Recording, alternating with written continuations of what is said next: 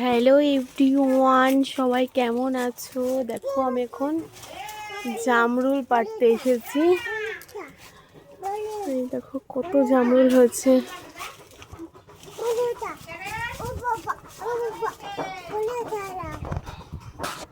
তোমাদের কাদের কাদের বাড়ি এই জামরুল আছে অবশ্যই কমেন্টে জানিও। দেখো জামরুলগুলো কত হয়েছে।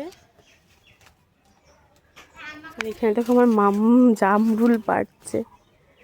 মাম্মাম পারো তো।